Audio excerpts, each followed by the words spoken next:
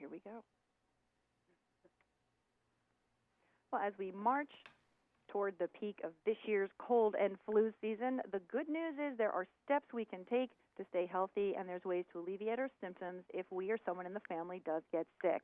And for that, we are thrilled to welcome renowned medical expert Dr. Keri Peterson today. She's going to offer some advice and some tips to help us navigate the season with whatever lies ahead. Dr. Peterson, welcome. Thanks for having me. So, Doctor, let's get right into it. What are your top 3 tips to stay healthy right through cold and flu season? The first thing that I recommend is that you wash your hands regularly for at least 20 seconds with soap and water.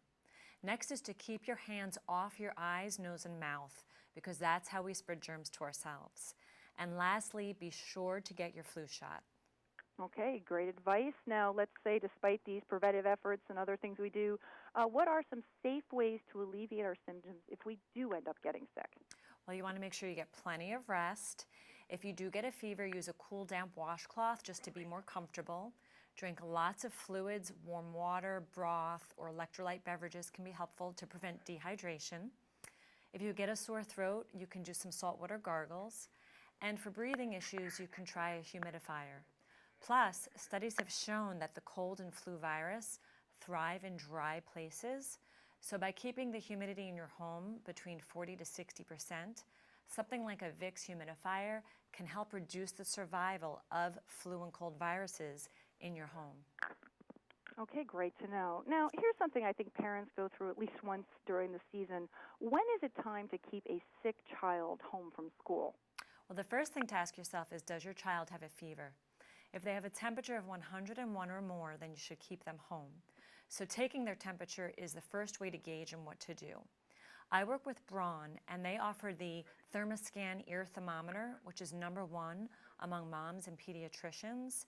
And moms can be confident that it is accurate because the ear canal sits in close proximity to the eardrum, which shares the same blood supply as the brain's temperature control center.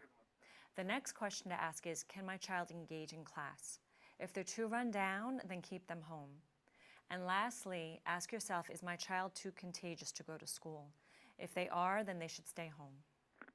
Okay, that all makes good sense. Now, last question, Doctor. If you could debunk one cold and flu myth today, what would that be? I'd say the one biggest myth is that antibiotics can kill colds or flu viruses, and they just can't.